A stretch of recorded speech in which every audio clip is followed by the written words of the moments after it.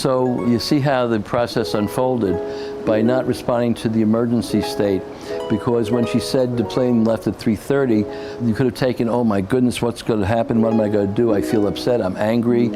I start to blame the airline. All kinds of things can begin to happen, but I step back and I don't regard it as an emergency, and then all kinds of things. Then the person who you're in relationship with there, a vibrational interchange takes place and her vibration gets organized. As your vibration is organized and comes into balance and comes dynamically balanced, so does hers. And you now meet.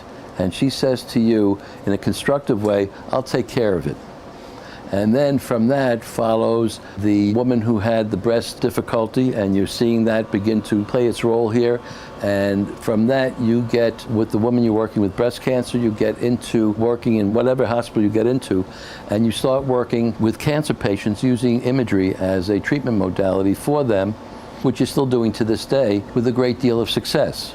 And it all follows of a piece as how the universe is playing itself out with you. So it all comes together. And that's a way of what happens when you don't respond to the emergency of trying to get here, getting blocked, and getting ruffled by that, which is a common reflexive response that we have and are trained to have when we meet a situation that thwarts us or blocks us or is an obstacle. Instead of sitting back and just accepting what happens and reading something about it, the universe comes in because you've changed your relationship and have not cluttered the space with your own distressing emotions, your own stories, your own, I will not get to be there on time, I will not get to see him, I'm blaming them for blocking my way, all kinds of things take place. So that is the way that we treat an emergency situation, because it's considered to be an emergency in our consciousness. Anything that blocks us or thwarts us from our intention is considered to be an emergency.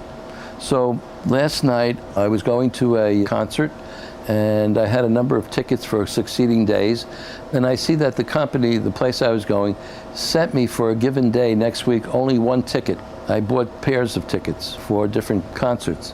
One ticket, but I already had made arrangements with my old childhood friend to meet me then next week to go to this concert. And what to do? So I didn't treat it as an emergency. I was going to the concert last night, so I went up to the box office. I simply outlined the situation, that I got all these pairs of tickets. There were 4 concerts. I got pairs of tickets and was able to demonstrate that they were paid for. But as they sent them to me, apparently they only sent me one for the concert coming next week. He said to me, no problem, I'll write you out a ticket, just use this ticket. And he placed my friend in the seat next to me. And that was the end of it. And he said, I hope you enjoy the concert tonight, and I look forward to you enjoying it next week. Put the tickets back in the envelope, and that was it.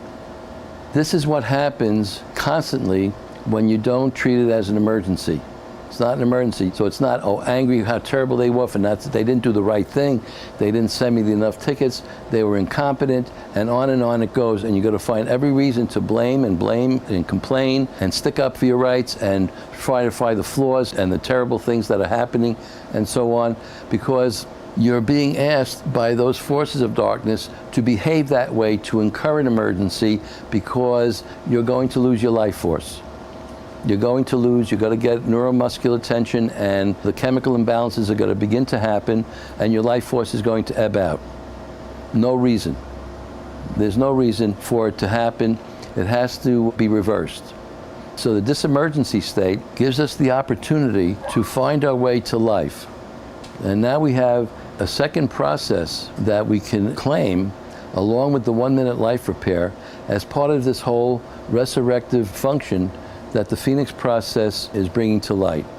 So the disemergency aspect of it is going to be a constant aspect of your life experience. If you respond with an emergency response to a situation that you encounter, nothing to be concerned about. Nothing to be concerned about. Be aware that it's happened, and only know that you responded to it as though it were true. That's enough for you to know at that point. Don't worry a thing, because it's going to happen again, and it's going to keep happening until it becomes mastered. Because actually what happens down the road is that you get to a point in your life existence in which there are no problems, there are no judgments, there are no concerns. Is that a life that you want for yourself? Is that a life that you want? I think so, because when you get into the position of no concerns, no judgments, and you're moving in that direction, life takes on a different color. And you move through life with a certain ease and a dynamic balance and a sense of contentment, peace, and happiness. Who wants that?